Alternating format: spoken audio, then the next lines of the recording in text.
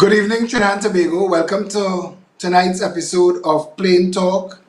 And as would normally happen right now, you would see my guests with me. My guests are on standby. We're going to be dealing with this issue of feeding the nation. And I'm asking all of you who are watching the video right now live, if you could share it on your pages as well so others could know that we're here. Today I raised an issue that came out of the opposition claiming a victory against the government in that there is no law that the police cannot stop you and send you back home. And I asked, what was the point of this at this point? What we're trying to do? And some notably opposition members are telling me that this is about preventing police overreach and protecting our rights. Yeah? That's what this was about today. When Gary Griffith as Commissioner of Police stood up against the whole government, when not one of those lawyers could have found themselves or their voice, when this COVID-19 restrictions were put in place. If it wasn't for Gary Griffith, we locked down since the first day till now. Gary has made sure, and I'm saying this in defense of Gary, because we do stupidness. I want to ask a question. March 2015 in this country, the police shut the whole country down. You all remember? The day of total policing. Remember that? The police shut the whole nation down. Where are these lawyers? Where were they? How they couldn't fight that and stop that? How you can rush to the court and stop that? What actions have you taken since to bring those responsible for what was effectively a coup? It shut the country down. You think that having the Attorney General admit that there is no law takes away the police rights? In New York City, they practice something called stop and frisk. Now, you have to decide again, because if what you all want is anarchy, let anarchy reign. If you agreed that this is the way to fight COVID-19, stop half-assing it. If you think that the time is up and we're ready to go outside in the street, then say so. But let's stop the political stunts and stop the political games. I am the last person to defend the People's National Movement. I am the last person to defend Keith Rowley. I am the absolute last person to defend Faris al-Rawi. We see what went on today? That weakened the nation. You know why? Because some jackasses now are going to force a conflict with the police when the police doing their job. What is the commissioner trying to do? The commissioner is trying to keep us following the rules that we've all agreed is the way to fight COVID-19. But the reason Trinidad is a rat hole and a cesspool is because we are not good at playing by the rules. So we want Trinidad to shut down. We want to stay home. And I watch the people who talk the most. And I could call your names because I know you. And you're talking about the little people in sea lots who jumping in the water, but you ain't talking about the 15 people home by you in fairways around the pool while you're barbecuing. That is not social distancing either. We can't continue to want to have it both ways and 5 ways and 10 ways. What was overreach? The state of emergency under the People's Partnership Government. The same guy, the same lawyer who claiming a victory today against the AG, that was the Attorney General then. And he lost every case that was brought against the state for arrest during that illegal state of emergency. You want it fixed? Let's fix it properly. Let's get proper laws. But let's stop with the political stunting and get governance. That's what Trinidad and Tobago has been lacking. Anyway, tonight we're going to be talking how to feed this nation. The fools in government says that we can't. The opposition thinks we could. But in 2 occasions that party was in office, they did nothing. Let's talk to 2 farmers, to 2 people involved in farming and agriculture tonight. One of them is Dano Suku, and the other is Riyad Mohammed. Riyad? Hi. Riyad, Good your evening, last name is Fernando. Correct, yes. Sorry, Hi, good night. I lost my notes. Dano Suku, you are the head of what organization? Dano, I'm you the hear me? president of the Agriculture Society of Trinidad and Tobago. Agricultural Society of Trinidad and Tobago. Yes, I'm What is... Hmm? President. Yeah. Dano, your connection is very bad. Are you hearing me? Move. Are Yes, you I'm hearing me? hearing you. Dano, I can't see your mouth and I can't hear your words. So I it's a am double. hearing you loud. Okay, but I'm not hearing you. You are coming Are you across hearing breaking. me? Now I'm hearing you. Explain to me what is the Agricultural Society of Trinidad and Tobago? Le- Agricultural Society of Trinidad and Tobago. It's established by Parliamentary Act Chapter 63, advocate and represent the development of the agriculture sector in Trinidad and Tobago. Committee of Management of 26 that comes in annually into office by the Dano, I want to election apologize. party service commission. Dano, I need to interrupt you and I want to apologize. I cannot do an interview like this. You're Let breaking me, up. Philip, let me go on my mobile. Let me go on my mobile, Philip. All right, well, come out and come back in and talk to Riyadh in the meantime. Satish will guide you. Let me Riyadh, come on. Hey, good evening. yeah, and I apologize into the audience. I mean, Trinidad have 9G, 10G, 12G, but the only G we don't have is G that could give us a good feed at night time when we're doing a live video. Yes, I don't know if Satish, head of Pep Media, is here. Nice, good. Riyadh, you are involved in animal husbandry and that type of farming, yes? Correct, yes, livestock science. I've been told that you're very knowledgeable. That's a relative term. The floor is yours, my friend. Do you think that Trinidad and Tobago has the ability to raise adequate livestock to contribute to food self-sufficiency and food independence in this country? Yes, we have the potential. Currently, we are not self-sufficient with regards to livestock production. All right. I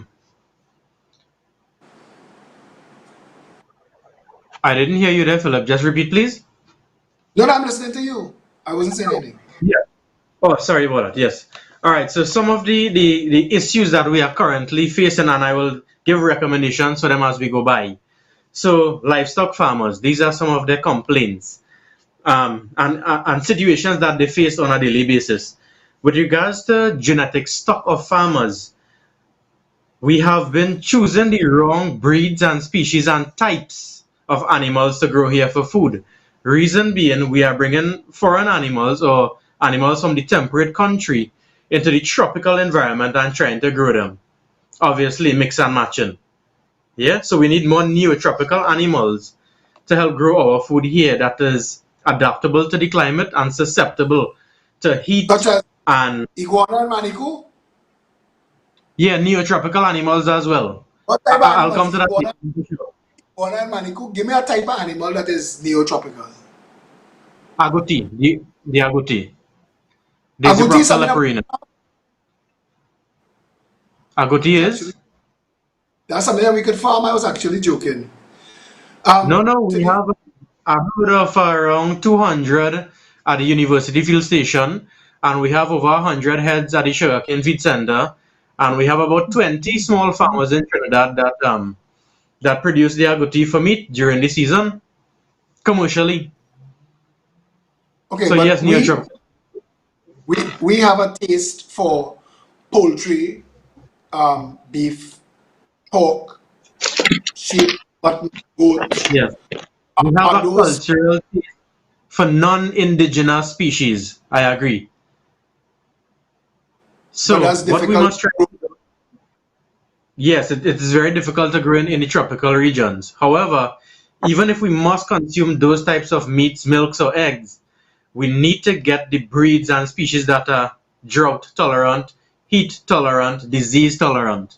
You understand? So it's not that I'm saying we don't have to consume them, but we must be strategic in the management of the reproduction, nutrition and feeding, housing and environment, health and disease, and socioeconomic considerations with regards to those livestock species. Yeah. Another issue Um, that some of just hold 1 second. Let me explain to the people looking on who don't understand how difficult it is to have a show on the internet who think that we overspeak each other, who don't understand that there is a delay. Sometimes it's a short 10-second delay, sometimes it's even longer. So it looks like a difficulty. We are trying to work with timing for when the person look like they're pausing. Anybody who's watching the show right now who thinks they want to do a better job interviewing people, set up your show, send me the link and I'll broadcast it. If you don't like the show that you're watching, call us. Go back to your story, Rihanna. Listening to you, Dano, coming back to you just now. Yes. So some of the other problems livestock farmers face is the 8 to 4 service of the extension service or the public servants. Now we have amazing public servants in the Ministry of Agriculture. However, their services are confined between the hours of 8 a.m. to 4 p.m. Now livestock production or agriculture on the whole is a 24/7, 365, 66 days a year operation. For instance, when your goat or sheep comes into heat in the night and you need some AI services, artificial insemination service, who are you going to call that time? How your animal going to get served? And there's a very small window of a few hours to get that animal served. And by the time you call the next morning, the offices have very limited amount of working vehicles to respond to these farmers. Hence, the farmer now missed that entire period or that gap of heat to get that AI service and now has to wait about a whole month again until the animals come back into heat, and that situation might repeat once again. Understand, Philip? Yes, I do. But so you're saying that the opportunity to breed the animal may take place only in a window of time after business hours? No, but there are many instances like that. You know, the animals do not only commit heat between 8 a.m. and 4 p.m. in the day. You Yes, understand? sir. We have the day and early morning. All right, but there's no service to help with that when those type of things happen on farm. And Ria, even let me if you try. do get, I just go wanted to ahead. try and Dano's connection now to see if we have her better. Dano, you're hearing me? I'm hearing you loud and plain, Philip. Good night.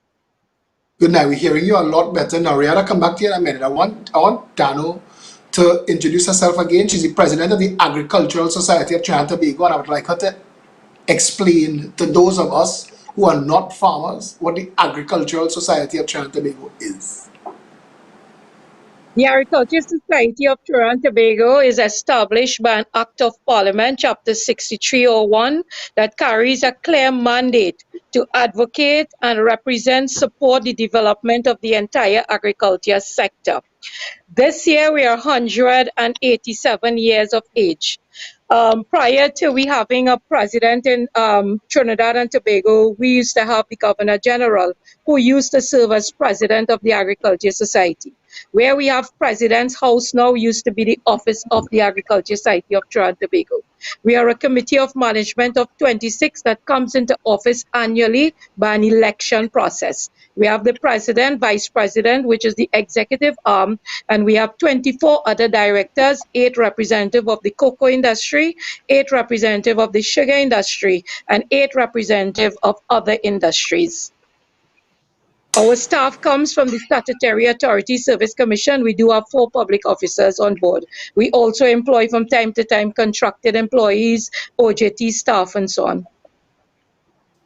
Is this funded by the state? Well, used to be. All you get is what is called your operation allowance. Operation allowance meaning you get your money to pay for your office rental, you get money to pay for your phone bills, your staff. It comes releases by line item. And that is Okay, managed by the public officers. It is managed by the public officers, not the management committee. Our mandate is very clear, separate, and apart from. Dano, I want to ask you some questions now, right? It seems that the agriculture sector is not immune from the backbiting that takes place in any aspect of industry or discipline in this country. So I put out a release yesterday that we're having a conversation with you and Riyadh. Some people are your full supporters, and some people have the worst things to say about you, and it's polarizing. Now, I want to say this to you before you answer anything at all. I live in Trinidad and Tobago, and I know how the rats run. I know how easy it is for people to say things without there being substance. But I am asking you, is the Agricultural Society of Trinidad and Tobago run above board? Are the elections transparent and run above board? Everything that we do at the Agriculture Society of Trinidad and Tobago is above board. Every decision that we take comes before a statutory board meeting and is properly minuted. The public officers, the secretary on board is responsible for documenting all minutes and decision of the Agriculture Society of Trinidad and Tobago. Has anybody ever challenged the legitimacy of your presidency? Like Ongoingly, legally? that has happened. I'm not talking about Ongoingly, court, that has about legally, like court, like before any service commissions, anything like that. many times the election went to court. In fact, in 2015, the High Court Judge, Justice Frank C. Prasad, said that he was fed up in a 2014 court decision in December. He was fed up with people coming to the courts with allegation of fraud in the election process, and the San Fernando High Court themselves supervised and conducted the elections of 2015. The Minister of Agriculture then had full responsibility of organizing the election, and the ministry staff. We had absolutely nothing to do with the election, and my team won fair and square, supervised by the San Fernando High Courts. Why is the Agricultural Society so polarized and there is so much infighting and backbiting? Why? What is the Well, benefit? there Just let me ask you one question. What is the benefit? Well, a second question. What is the benefit of being president of the Agricultural Society of Trinidad and Tobago that so many people are so hell bent on fighting for? Well, Philip, when I joined the Agriculture Society in 2008 into 2009, right? The Agriculture Society then was controlled by a particular group of people, what we will call the bourgeois of society. And back then, when I observed the mandate of this society, I believe that it had the greatest of opportunities to do well for agriculture in Trinidad and Tobago. And back then, I opened up the society to really involve especially young people in the decision-making process. I moved that society from a membership of 25 people, and by 2013, that society had over 13,000 individual members, with presently 86 associations and commodity groups across the country. What I have sought to do is take the Agriculture Society internationally. We are a financial member of the Royal Agriculture Society. We are the only Caribbean country that carries voting rights at the RAS, the Royal Agriculture Society. We are signatory to the Royal Agriculture Society. Over the years, I have been very privileged to travel on behalf of the United Nations and many international organizations to really spread the information internationally as to the work that we're doing in ASTTA in Trinidad and the success that we would have come across. For example, in 2013, I would have delivered the keynote address at the United Nations in Geneva on using agriculture as a medium to eradicate poverty. So over the years, we have worked hard. We have built an extremely strong and unified platform. What you would have observed being a Trinidadian is that from time to time, we would have challenged many decisions of the government. In recent times, we saw the St. Augustine nurseries, where the government attempted to bulldoze in nurseries and put in houses. And we stood firm in that decision. We were able to mobilize the country and we were able to bring a halt to that process. So I believe that much of the fight for the position of president is not because it is something that has financial worth, but rather it is the exposure, the international power that the office now holds. Dano, you said we have 13,000 members in the Agricultural Society of Trinidad and Tobago. That means we have 13,000 farmers at the very least. Well, you have, according to the last census that was conducted somewhere around 2009, that registration process indicated that we had some 40,000 farmers.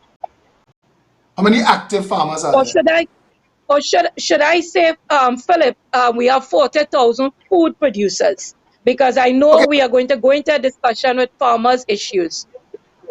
farm registry comes with being a registered farmer, gets you tax-free status to buy vehicles and stuff, yes?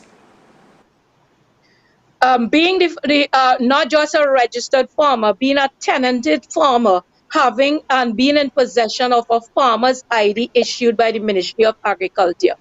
And when How do you you have gained that status, how do I you get didn't that hear farmer's you. how do you get that farmer's ID? Well, first of all, you have to be tenanted. If it's state agriculture land, you have to be in possession of a land lease. If it's private land, you must be in possession of a land deed in your name. If you are renting lands, you must be in possession of the relevant legal documents that will show you have a legitimate right to occupy those lands. You now make an application to your county office, and there the officer, what we call the extension officer, will now make several visits to ensure that you are 75% in cultivation and above of that parcel of land. And then the relevant documentation will be forwarded to your regional office. If you are in the St. Andrews and St. David County along the East-West corridor, it is the region offices in Curep. And then they will now send the relevant documents to the chief technical officer in the Ministry of Agriculture. This process sometimes, by the way, take year or years. All right. And by that time, your application date and your renewal date will be very much within a few days or months if you're lucky. Riyadh, I want to bring you back into the conversation. You are an active farmer now, yeah? Yes. Some of the issues that Dano just raised that frustrate people getting into farming, and have you been through and overcome those? Are you a state land tenant, or do you have your own lands? Describe for me what you go through to be a farmer. Okay. So, as a farmer for the last many years, I still don't own my own land, so I rent land. All right. Renting land is a negotiation between you and the owner of the land. Because I do not own land, I cannot get a farmer's badge because, like you just said, I don't own the land. All right. Some of the problems that I face pretty larceny, one of the major problems. Several times, we lose crops before the day of harvest, a few days before we can't market this stuff. With regards to the cost of input supplies is a lot. It comes up to so much. And if you don't do a proper business plan or a production plan and do your balances and checks, you really don't know how much money you're making. Another issue that I encountered too was the availability of storage for my past cantaloupe and honeydew crops, because they are perishable items. And when they start to ripe, they ripe very fast. So I was not able to afford storage services, so I got a lot of losses with those. Additionally, marketing channels, I had to go and look for my own markets basically, and tap into all the supermarkets and restaurants and fruit vendors, people who make chow, families who want to do deliveries. So it was a lot of work to get to that single point, to get some amount of returns and savings. Yeah. So, besides the actual hard work to farm, being a Yes. farmer in this being a farmer in this country is a difficult enterprise because it is treated like the bastard stepchild of all industry. Government Mhm. goes out of its way to frustrate farmers, to facilitate the 1% finance they get at elections time so that the 1%ers could import the billions of dollars worth of food. I want to ask you a question. Pradia larceny, access to clean water. That is a hard one because pre-deal larceny is only so much the pre-deal larceny unit, security unit could do, as well as TTPS could do. When someone stole your crop, it had to track them down and actually get evidence, you as a farmer, to prove that was Stop. the person. Stop right there. Stop. Let me Tell me. interrupt you again and tell Trinidad and Tobago that you believe that and you are a farmer shows how mismanaged this country is. You are a farmer. You should have a badge with a number saying that you grow this crop. Anybody that has an amount above 2 bottles of alcohol is supposed to have a license. We could do the exact same thing for crops. If you have a van load of orange, you better be in transport to a retailer or wholesaler, and you will have a license from the grower. If you buy it from a wholesaler, you will get a license from the wholesaler. If you buy it from a retailer, you will get a license from the retailer. If the police stop you and you don't have a license, that is a fast jail. And the man who missing 10,000 orange, it's easy to call Dano Suku at the Agricultural Society and tell her, send out on the WhatsApp group, we just lock up a man with 10,000 orange who missing orange, come to Belmont Police Station. You understand what I just said? Yes. Yes, That's what clearly, a very proper clearly. government, that's what a proper government would do. I have been told that the Pradia Larceny Squad is the second largest precepted squad in Trinidad and Tobago. Oh, I was not aware. But, So if they're not protecting but your crops, what are you doing? Continue. well, I can't say offhand, you know. And even with Dano, livestock farmers, Philip, yeah, go ahead. livestock farmers, so much more, you know. Yeah, because if you lose an Yeah, animal, you Philip. lose. Dano, tell me about the Pradia Larceny, squad.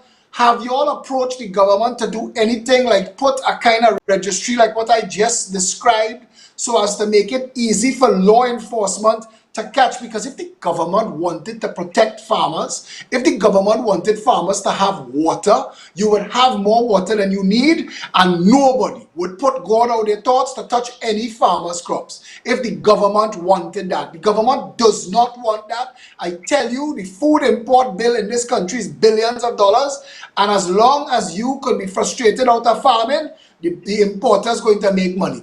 Tell me your experience as the head of as the president of the Agricultural Society about Pradia Larceny, the Pradia Larceny squad, and water. Philip, since 2010, the Agriculture Society, we started a very aggressive drive to address the issue of Pradia Larceny. The establishment of the Pradia Larceny unit was a collaborative effort between the stakeholders and the Ministry of Agriculture. One of the things you will note that in the act in terms of where you are caught, like you said, let's use the example of the 10,000 oranges. If you are caught with 10,000 oranges right now, that is valued $20,000, but the charge in the court is only $200. It is not regarded as a major crime. So the charges are But so minute. But Dano, the point that I am making is it will take them half an hour in the parliament. Literally, this is how a law is amended. The Attorney General will stand up and say, where the figure now says $200, it will be amended to $20,000 and 6 months simple imprisonment. Where it says $500, it will be amended to $50,000 and 2 years simple imprisonment. All in favor say aye, the ayes have it, boom, the law is changed, they gazette it, and everybody's aware. It is not rocket science to fix these things. I am laying all of this at the Correct, feet of the government. And to the people who watch my correct. show, who think that I am Hema or Fazir or Stefan Riz, I am the political leader of a political party that wants to change this country. I don't just want to know what's wrong. I want us to discuss how to fix it. If you All say right. that the fine and the consequences are not onerous enough to dissuade people, why hasn't the government, any government, changed that law to make it more onerous so that nobody will interfere with your crops? Not only that, Philip, you have a Pradia Larceny unit that started off with about 150 officers, right? That unit, you have from inspector, sergeant, and the ranks come down, right? When you look at where those units are located, for example, the Eastern Division, they are located in Centeno, where you have absolutely no agriculture taking place. We have asked for these units to be placed what we call the hotspots, the heavy agriculture producing communities, like the Orange Grove Estate, the Maloney Estate, and as you come up, those are 2,000 acres, 750 acres. That's where your largest amount of production comes out. So we are saying, why don't you put in permanent stations and allow these officers to be in the field? You cannot have these officers in an air-conditioned office. By the time a farmer gets that report, report in and that officer comes out to the field is because the person is gone with your produce.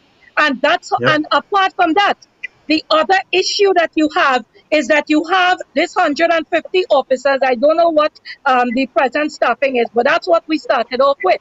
And they don't have the tools to carry out the work.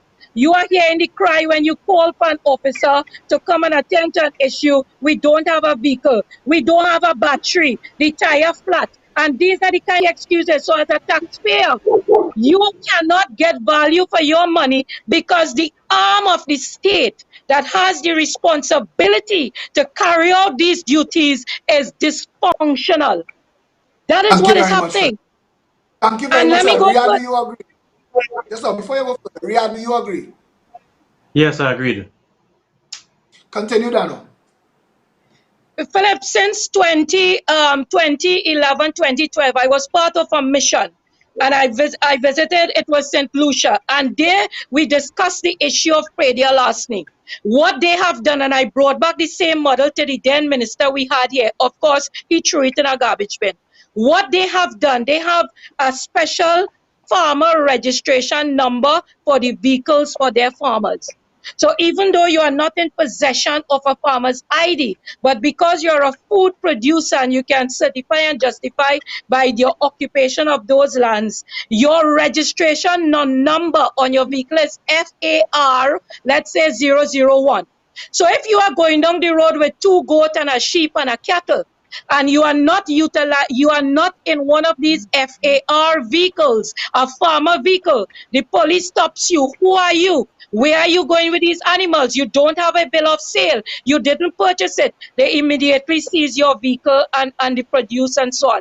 I brought that model back to Trinidad. Obviously, it went in the garbage bin, right? Because that would have been a way forward in addressing and identifying who your farmers are and who your non-farmers are.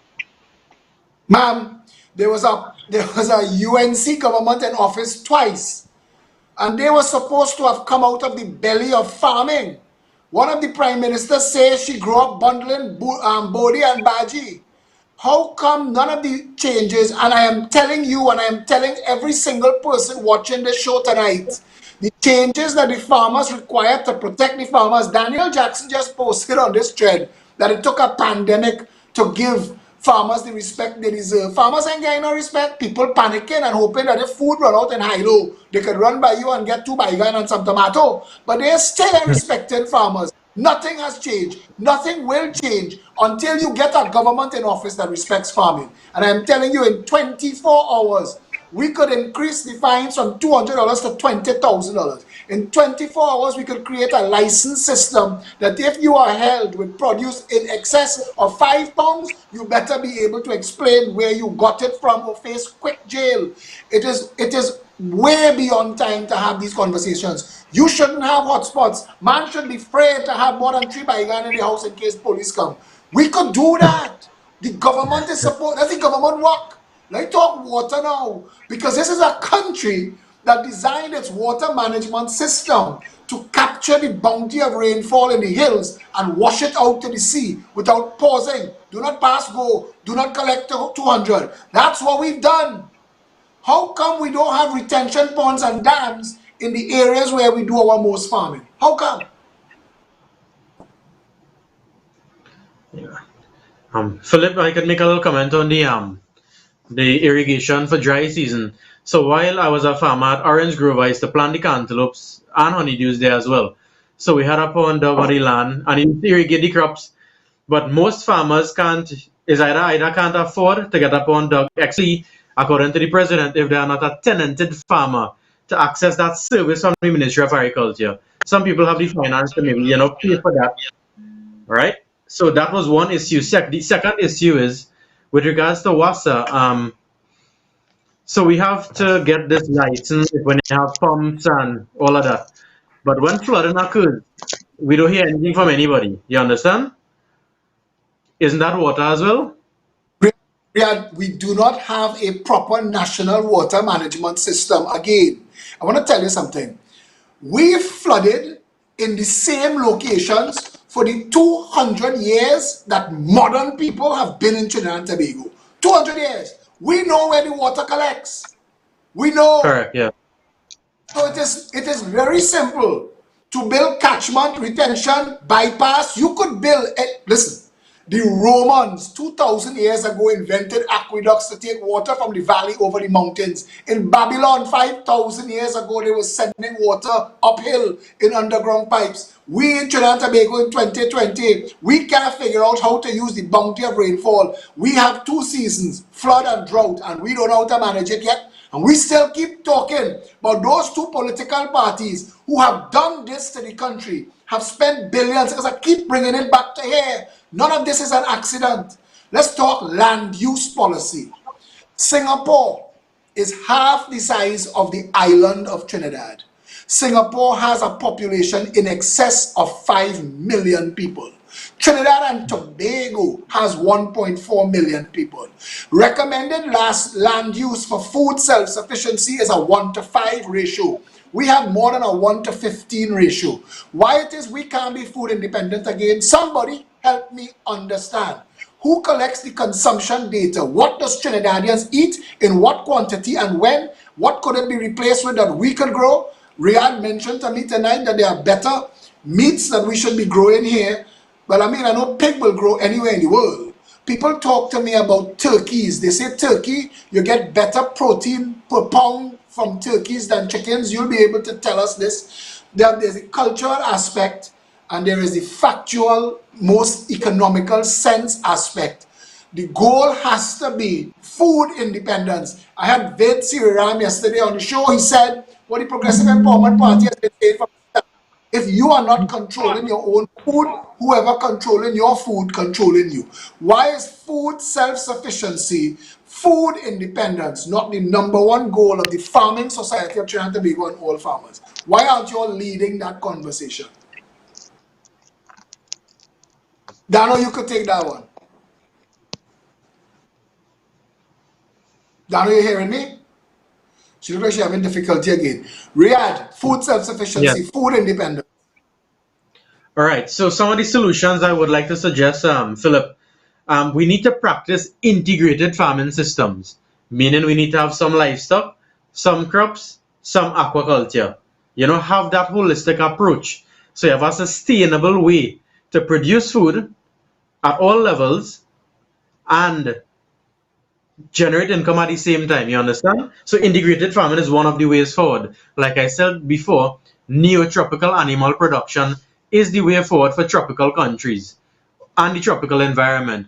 Because just say if this pandemic goes on for some months or some years, just say in that instance where we can't import genetic resources for livestock, what are you going to breed and eat? Where's the protein coming from? The animal protein on the plate coming from? You understand? Because we have culturally been brainwashed to consume different foods over time. So we have become dependent on that type of food. Some of the other solutions I'd like to propose is further budgeting and management for our ruminant livestock. When you grow ruminants, they eat a lot of grass and forages, legumes. We need to have further budgets, meaning that we need to have food prepared for the ruminant animals to grow and develop. What I also want to suggest is that in Trinidad and Tobago, we don't make feed resources. We only mix them. We import the raw materials and mix them, then distribute. What we need to start doing is start utilizing non-conventional feed resources into our livestock production system to increase efficiency and reduce wastage. What I also want to suggest is that we look into more value added packaging and processing as well as storage for crop and livestock product. Um, we need to also entertain the thought of climate smart agriculture because we're a tropical country enduring severe floods and severe heat stress at times. So we need to let the science not just stay on the bookshelves of the universities, but be commercialized and in the hands of each stakeholder. All right. And I also would like to just comment and say that even if you can't afford commercial production operations, you should entertain the thought of doing home gardens at least and start a basic bartering system, especially in these troubling times. Yeah, Philip. Not, go ahead, Dano, go ahead. All right. So, with regards to your land use policy and so on, in Trinidad and Tobago, we have clearly identified it is there well documented where our agricultural lands are. It is well documented. There exists soil map, all that is required for us to be at least 75 to 80% self-sufficient in this country. You have a You have, Ministry of Agriculture. do you have consumption data? I'm coming to that, sir. You have a Okay, good. Ministry of Agriculture that have different arms like NAMDEFCO that is entrusted with a responsibility for market opportunities and so on. That's an entity that spends over $50 million annually. That's supposed to have collection of consumption data that could advise as to how you could increase production and so on. The Ministry of Agriculture has its own bank. It has its own engineering unit. It has its own research unit. It has every arm and aspect. They are in charge of all of the land management division. Approximately 3,500 people, could be more, is employed within the Ministry of Agriculture. They even have a planning division fully staffed. The question is, why now do we still have a $6 billion food import bill? Again, it is not politically correct to allow the Ministry of Agriculture to be fully functional. That is the reality of the situation. Dano, I want to read a list of names for you, right? Go Alison ahead. West, Wendell Buckley, Robert Bermudez, Karen Darbesi, Winston Dukaran, Christian Mute, Colin Supenchau, Sean Roach, Ronnie Mohammed, Vincent Pereira, Vishnu Danpal, Alison Lewis, Gregory Maguire, Carl Theodore, Selwyn Hazel, Christopher Henry, Michael Anisette, Alan Warner, Rondell Fields. You recognize any farmers on that list? I recognize no one on that list with any knowledge of agriculture. Besides the owner of Nutrimix, a friend of the Prime Minister, Ronnie Mohammed. You recognize anybody that have anything to do with anything that sound like agriculture or food production Nobody, on that absolutely list? nobody. That is the Absolutely committee that is nobody. put together to chart the way forward for Trinidad and Tobago. People think that farmers get in respect because they're panicking that food could run out in Massey. But this is the committee charged with an end of month rough draft and an end of May to have roadmap that have one set of food importers and food assemblers, but not one person involved in the actual growing of food on that list. And you telling me anybody in the government of the day have any interest in farming? I have heard nothing from the opposition on this issue. And I have waited for this interview to raise that. How Not could only people that, be taking... Go ahead. yeah, not only that, Philip, when you look at these, what we call the stimulus or relief packages that government announced some 4 or 5 weeks ago, right? Recently, I heard the Minister of Social Development indicate that some 75,000 food cards were given out. And this is very important, what I am going to say. 75,000 food cards multiplied by approximately 500 per card, multiplied by 3 months. How many millions is that? None of those food cards can be tendered at a vegetable stall, a market stall, anywhere where those farmers sell their agriculture produce. Those cards are tendered at supermarkets, right? And my understanding, not even your village mini mart or supermarket, you can go there. Only those, what we will call the high-end supermarkets. The point I am making is this: absolutely $0 from that HSF fund that is being used to so-called stimulate or bring relief to the people of this country is actually being spent within your country to stimulate your agriculture sector. If it's one engine the government should keep intact and make sure it continues to turn, is your food production engine. That is instead what we hear, $100 million being made available in Forex to import food. That's what we heard. Riyadh, Hi, yes, Philip. what support have you gotten from the government since the start of the COVID-19 awareness? Philip, the only thing the private sector, the farmers and I have done contribute positively to food drives when the produce can't be sold at the right price, or even at a lower price. We just donate it to the hungry, the poor, the disabled, or differently abled. That is as far as we reach with regards to COVID-19 and food production. What has the state given you to help you since this COVID-19 awareness has started? Oh, I don't think the state has given me anything because I have not received anything. Is there any farmers grants? Not now. There was an advertisement of them last year. URP and CPEP cost the nation state of Trinidad and Tobago $1 billion a year plus. URP and CPEP, idle labor used to cut grass on the side of the road, $1 billion. We shut Caroni Limited down for losing $500 million a year.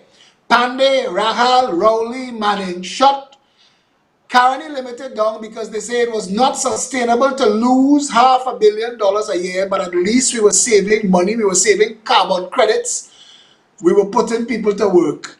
CPEP and URP puts people to work, but it is not a sustainable livelihood. It doesn't develop you as a person.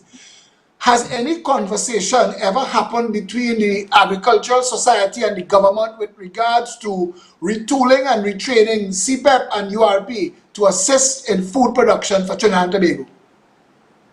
In 2009, Philip, I wrote a model called FarmPEP, where I indicated that we can now use that available labor in a more productive way in what we call the productive sector. What I propose is that the farmer match the government dollar for dollar. So if presently a CPEP worker gets, I think, $67, I stand to be corrected, the farmer matches that dollar for dollar.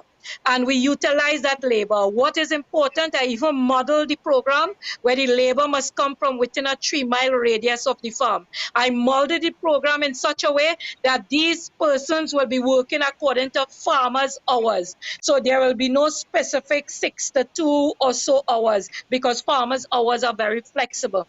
I presented it to the then minister at the time was Mr. Pigott and the then permanent secretary Yearwood. The ministers that came after, I keep submitting. About 2 months ago, I wrote the present head of the URP program, Mr. Parishram. I sought a meeting with him to discuss utilizing the URP labor and even the CPEP labor into agriculture. Let's get the sector going. We right now, the agriculture sector is the highest employer, Philip, of the migrant labor. Right, because there is a serious labor shortage in the sector. In the last 6 months, 8 months, we have seen a lot of production increasing because we have now that migrant labor available. We still have in the sector. The potential for the agriculture sector's future development is endless. It's an export-oriented sector. We have commanded major markets in North America, in Europe, all over for our fresh agriculture produce. I am not telling you what was told to me. I am an exporter myself. Even within the Caribbean, we were a major supplier into the Barbados and other markets. So the potential is there, connecting the dots. The sector agriculture is one of those sectors where there's a role for government with regards to policy, creating that enabling environment. And there is a role for the private sector, which is the farmers. But if the government keeps strangling the sector, leaving the sector as an abandoned child, not putting that policy framework to guide the sector to be progressive, then we will continue to be stuck where we are. Since then to now, we will had absolutely no intervention, government then, government present, of really treating with labor for agriculture. Trinitario cocoa is the best in the world. Everybody know that now, and they just talk that plenty. We have no cocoa industry. The cocoa and coffee board keeps collapsing. They can't hold it up. I don't know if they need 4 bamboo poles and something. Toko honey is rated as some of the best honey in the world. I understand Sangre Grande honey is not that far behind. We are number 1. Our Maruga scorpion pepper is the second hottest pepper for Scoville units in the world, and is a major use of it is pepper spray. So let's talk about downstream use of agriculture, because we have a prime minister who only understands oil. He doesn't understand anything else. That the first step is growing the actual crop. Let's talk hemp. Let's talk cannabis. California has the 13th largest economy in the world, based primarily on the production, cultivation, and exportation of marijuana, cannabis, ganja, whatever you want to call it. The hemp industry is growing exponentially. Caroni land, Petrotrin land, former Clico, CL Financial land, Hindu Credit Union land, all of those lands belong to the people of Trinidad and Tobago. What is pushing razor grass right now is being pilfered off for housing projects and to build strip malls from Chaguanas to Port of Spain. So I want to ask a question tonight, Dano. And I'm asking you and I'm asking Riyadh. It is time the farmers got political, and it is time the farmers put their voice behind a political party that one of our chief pillars is food independence. You again, Philip. You hear me now? You hear me now, Dano? It's time the farmers got political. Farmers need to be able to... The Progressive Empowerment Party, are you hearing me, Dano? I'm now hearing you, Philip. Go ahead. This is our policy. To identify all that land that is farm-ready, fertile, food-producing land, and to, based on consumption data and the availability of existing farmers, make land available to farmers to use rent-free. It will not become your land. We're not going to transfer it to you. It'll be the state's land, and it will be yours to use forever, as long as you are producing food for the state forever. And that the state would provide central markets in every constituency, 41 central markets, and the state would work with you to identify, based on consumption and export data, crops that should be grown and the quantities that should be grown, so that the 80% target, if we hit it, doesn't cause a glut and drive the price through the ground. We need to make sure that we're setting up cooperatives in communities where we could produce, where we could set up the facilities to make pepper mash and molasses and whatever is required from whatever you're growing.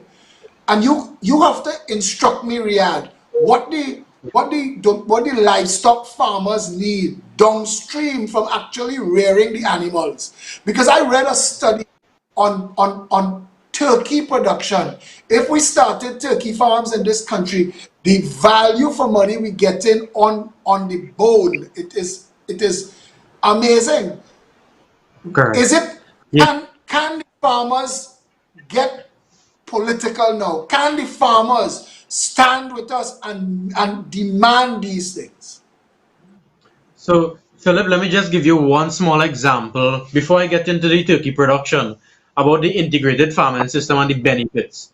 So, just say you have goat, sheep, and cattle, all are ruminants. All right? We have sugarcane as well to feed the forage. So, when you squeeze that sugarcane, you get juice for humans, you get juice for monogastric animals, you get the bagasse for the ruminant animals to feed, and you also have the biomass for composting to put into your crop fields.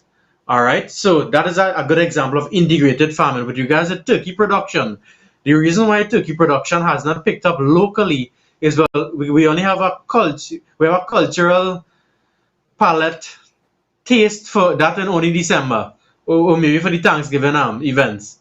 You understand? It's not a year-round type consumption, like the chicken. Forget Trinidad. Grow it, process it, and export it. There are over 1 billion Muslims in the world that cannot eat pork, that eating turkey bacon and turkey sausage and turkey hot dog. It is a massive, massive market. The Jews can't eat pork. They eat turkey bacon, turkey sausage, turkey hamburger. You could make turkey hamburger for Hindus. The market for turkey meat is massive. You don't have to sell it in Trinidad. Yes, and we do have a social taboo attached to it either. So that is something we could look into in the future in terms of livestock production. And it is, and I must give you a bit of history that the turkey was also a neotropical animal. So guess what? It's adaptable to our tropical climates, environment, pest and disease. Yeah, Correct. Philip? Yeah. So I want to come back to my point. Dano, Anita made this point again. So are you hearing me clearly now? Very much so. Dano, I need your 40,000 farmers to stand with us now. I'm telling you that if 58 years of government come and government go and only lip service and let down for farmers, you need to actually support a political movement. And I'm telling you this, and you have to answer me on the show. But you need to talk to your people because we have farmers in the Progressive Empowerment Party. We have people who want to come on this show and scared to death about victimization. I am so proud of both of you. And I told people today who want to give me all kind of talk about people, I say, listen, come on the show and talk. Come and stand up because we live in a rat hole and it is only the people who stand up and talk and the people who are going to make the difference tomorrow. It is easy, it is far too easy to bad talk people. I don't know either of you prior to today, but I want to tell both of you I like everything I hear right now. And I would like us to organize a proper movement within the farming communities to mobilize the farmers because even if it doesn't help put the Progressive Empowerment Party in office, I want to be done. Whichever government is in office respects the farmers and gives the farmers what they need to make this country food self-sufficient and food independent. That has to be a goal. Philip, on the way forward, I'll tell you this. Any political party, and if the PEP is that party that intends to carry the agriculture agenda forward, wherever that agenda is and given priority, I am there. And I am Indeed. telling you that the people that I speak on behalf is with me all the way. And I want to Indeed. say something here tonight. We all talk about agriculture and we talk about farmers. We believe that Trinidad and Tobago agriculture is something for school dropouts and so on. It's very scientific.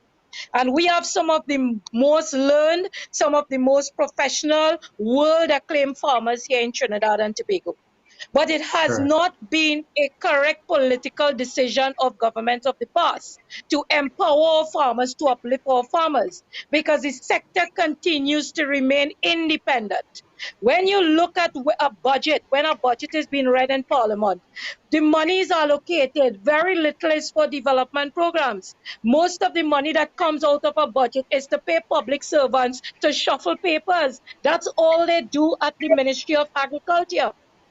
You have a government go, government come, contributing in Trinidad and Tobago to a lot of organizations like ICA, CARDI, and other international bodies. What are you getting back as a country from these contributions? You are not getting a proper research paper. Now you have, I will say, a food crisis in the region, and nobody could present a food security program in going forward. We are the Agriculture Society. We have a food security program for Trinidad and Tobago. And in the next few days, we will talk about it in the media. You have a planning division in the Ministry of Agriculture. You have a Minister of Agriculture who publicly told Trinidad and Tobago, I don't have a plan, when he was questioned about a food security plan for this COVID-19 situation. I have been sitting on the COTE, the CARICOM Ministers of Agriculture meeting. And when you hear the plans and programs coming out of those smaller island states, it makes you wonder, why do we even have a Ministry of Agriculture in Trinidad and Tobago? Why it is our taxpayers, our citizens cannot reap the benefits, right? When people go to the market, they complain about the farmers, right? The farmers are price gouging. They complain about the high food prices. They are not concerned at what goes into producing this food. And these are Dano, very fundamental and very basic issues that as government you need to consider. If you want to make food available to the people of your country, there is a role for the state and the government has to step up to the plate. Dano, I am reading the budget highlights 2019 for Trinidad and Tobago. And the key, I want to tell you this, the key macroeconomic indicators, farming, food production, nowhere there. In the list of revenue generators and what we're going to spend on, bulbs. Bulbs make the list. Farming, they make the list. Uh-huh. Farm, farming, they make 50. $1.7 billion budget. What was for any food production sector? What? This country continues to fool itself. We expect that somehow and there is this saying called the law of the farm. They have the law of the class where you could cram your work tonight and pass an exam tomorrow. But that don't work on the farm. On the farm, you gotta get up early in the morning. You gotta make sure what needs to be fed, what needs to be watered is fed and it is watered. Because you do it wrong and you lose everything on the farm. The law of the Yep. Correct. farm is Yep. consistent work and you reap a reward at the end. The pyramid of rewards in this country, in this world, but in this country is upside down because all of us, every single person in this country tonight, we are awake and aware because of the efforts of a farmer. And I want to tell you all that the work that you all do are critical to the development of this country going forward. I wanted to ask you about these things. I don't know if you ever even got around to these things. Vertical farming, that is massive growth in Europe right now. High technology farming. We flared our natural gas for 50 years. We could make natural gas available to our farmers. We could create water processing facilities downstream of the livestock farms. We could put everything in place as a state to make it possible so that our farmers could get the job done. And at the end of the job, we could say the state is responsible for 40% of the crop because it's our land and we will export or process that. The rest, we will make markets available and cooperatives available and other avenues available. It is time that the budget in Trinidad and Tobago paid respect to food grown and produced in Trinidad and Tobago. People who spoke, I have a friend, she is a kale farmer, sells a pack kale for $3. The exact same kale in Smart, the same quantity for $45. That is not a little bit of difference. That is 50 times the price. You imagine if your grocery bill, 15 times the price, if your grocery bill was $1,500 and you filled it with local food at local prices, that same grocery cart is $100. It's time we put the farmers where they need to be. I want to give the both one by one time for your last and closing comments, but you could take as much time as you want. And Riyadh, I'm going to start with you. Give me your closing comments. Talk to me about livestock farming, talk mixed farming. Talk to me about what you want from a government to make your life easier so you can expand and help feed this nation. Philip, before I leave to have dinner with my wife, I must say that I want one thing in particular addressed. There's a major disconnect between the educating bodies, the private sector, and the public sector. Now, everybody has their role and part to play, no doubt. But communication between these bodies, we must have that for efficiency and for sustainability in the agriculture system. For instance, when I finish my PhD, or anybody else finish their PhD, MSc, MPhil, don't put the thesis on the library shelf. Take it, bring it to the farmers, bring it to the farming industry, the food industry, commercialize your papers, your scientific publications, and get that work out there. Make sure people can eat from what you learned. So that is one of the messages I want to just leave with you all before I head off. Yeah, and well, All enjoy right. dinner with your wife. Tell her I want to thank her for sparing you. And Yeah. Satish going to be back in touch with you, both of you, because we're going to be doing many of these shows. We're not going to stop. We're going to choke them with information so that when the public and even the media that has been so recalcitrant in their responsibility will have no choice as to ask the Prime Minister, if tomato and pawpaws grow here so wild, how come we importing it? Thanks a lot for joining us, Riyadh. Thanks so much, Philip. Take care. Dano, give us your closing Yeah, comments. Take as much time as you need. yeah, Philip, we would have spoken a lot tonight about food production, availability of food for householders.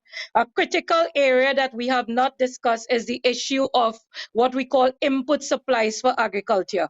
We have just heard, and it is touted in the media, government going to distribute some 50,000 seedlings to householders. Those plants, you don't just wave a magic wand and say abracadabra and they produce. You must have a mechanism, a structure. You must have the support services to produce fruit from that tomato plant or that pawpaw seeds that you're going to distribute. The present government, the present status quo of the Ministry of Agriculture does not have that support mechanism. We are hearing every day the woes. People cannot get water from Wassa to do their cooking and their household chores. A plant after 7 days demands 2 liters of water to grow for that remaining 90 days. Where are we going to get all of this to support these present initiatives of the government? What happened to Shagrama Seed Center? We continue to remain as an assembly plant in the agriculture sector here in Trinidad and Tobago. We import eggs, we import corn, we import seeds. Most of what we grow here, our vegetables, our seeds are imported. We had one of the best seed centers at Chagramas. Again, through bad government's decision, that was shut down. So in moving forward, sir, what I want to see the government do is not just talk. We have to turn this talk into real action. Trinidad don't need no more plans. The Ministry of Agriculture has probably 100 by 100 room filled with plans. There are many magnificent plans. We need to turn these things into action. We need to ensure the Ministry of Agriculture that when funds are being spent, it creates that direct impact where the consumers benefit, where we can have safe and healthier foods produced at reasonable prices for people. It is not too late. Trinidad and Tobago's agriculture sector possess the capacity to deliver food not only to Trinidad and Tobago, but the rest of the region. The figures are there. I am one of those exporters over the years, would have exported 40, 50, 60, 80,000 pounds of fresh agriculture produce weekly to Barbados for many years. So I am not saying what we think should happen. I am saying with the right mechanism, with the right leadership at the Ministry of Agriculture, all of this can happen. We are seeing through the present initiatives of the government, we are yet to see any robust decision with regards to this oil and gas, the fallout with this oil and gas. We are yet to hear from the government what they are doing to provide food for the people of this country to ensure there is sustainable production in the next coming months until this situation really gets it back to normalcy. We already heard from our suppliers in Europe for fertilizers and so on that they can't give us a tentative date when they will start shipping. We are hearing from our seed suppliers in the US and other countries where there is no tentative date to resume shipments to Trinidad and Tobago. What are we going to do now? The question to the government: meet with the private sector, meet with the farmers, meet with the stakeholders. You said, Prime Minister, all of us in this together. Your 22-member committee does not say all of us in this together. We must stop from being a food importer, and it's time we realize our true position as a food exporter. We have the capacity to produce safe and healthy food for the people of Trinidad and Tobago. Let's work a timeline. Let's work a timeline. Let's say food self-sufficient 5 years. Realistic? They have some crops at 6 weeks or 18. So food self-sufficient in 5 years is a realistic. I mean, we're not going to be gorging, we're not going to be obese, but we could survive. We could be a net food exporter in 10 years. Philip, we Yes? could be a net food exporter of particular commodities in 6 months. I want We to could know be that ma'am, all I'm talking about now, step one, food self-sufficiency. And I want to put all of our resources and all of our assets to work to make sure. I'm asking you, do you know if any document about the last 10 years of consumption data in Trinidad and Tobago exists? No. There is no data by none of the agencies for consumption or production. The only information that we had at the Agriculture Society would have given you some level of production data, which of course a previous minister destroyed. But at present, There is no entity that you can take your phone or send an email and say, listen, I want to have the production data or the consumption data on these commodities. Absolutely none. But you know what they don't know, and what I know and I want them to know, is that I could build a consumption data document on the imports. I could build it on that, you know. Whatever we imported in the last 10 years, I could get an estimate, you know. But we need a consumption data to guide how we plan what we grow. We need to know what is our choice of carb, what is our choice of protein, what is our... So these things have to be planned, and we need people to sit around a table who are knowledgeable in the industry, who understand agriculture and food production at that level. Dano, I want to tell you, thank you very, very much for joining us. I look forward to having you on the show again. And wherever, I want to say this again to Trinidad and Tobago. You represent a wealth of knowledge. I am looking and I am inviting all of those who think that they could also contribute at this level. Come and join the panel. Thanks very much for joining us. If there's anything else you would like to add, feel free to do it now. You know. Yeah, well, Philip, I want to get really and truly show appreciation to the People's Empowerment Party. We share your vision. I have read your manifesto. I have been following your postings and so on. And I am of the strong opinion that your policy for agriculture is really the direction that we need to go in Trinidad and Tobago. Any right-thinking citizen looking clearly into that document will see where the interest of the people of Trinidad and Tobago is fully represented.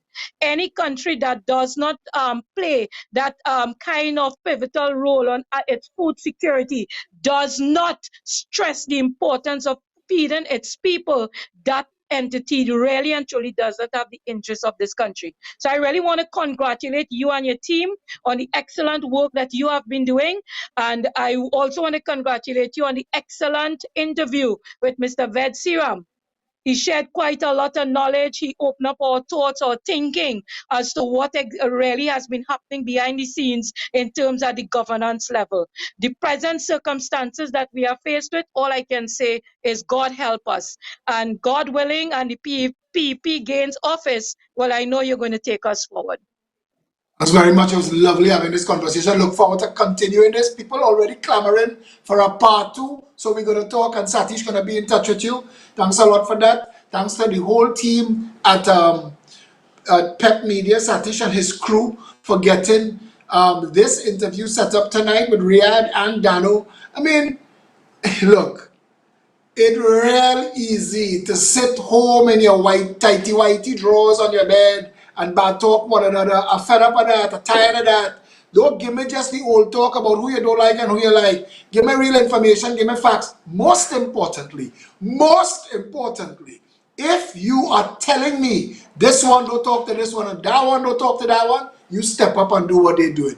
I want to say, everybody, the truth of the matter is, I always find that the people that are most willing to speak out on the issues are the ones that are most attacked. This series of Plain Talk is going to wake Trinidad and Tobago up to the amount of knowledge that is available. All of the misinformation, all of the dumbing down that this PNM and the UNC as well, because we have nothing to show for the last 30 years, 25. Look at it. Nothing works. Our public health sector collapsed in the face of a cruise of 68 people. We had to put them in a Roach Motel. We had to put them in a hotel in Balandra or Toko. We had to drive them through the whole country on a Know Your Country tour. We had nothing in place. Nothing. We've done no modeling. Our education system should have been transitioning to the cloud. The cloud is 10 years old. We should have digitized the books. If the education system wasn't such a corrupt organization that is, do you know the amount of money that we spend printing school books every year?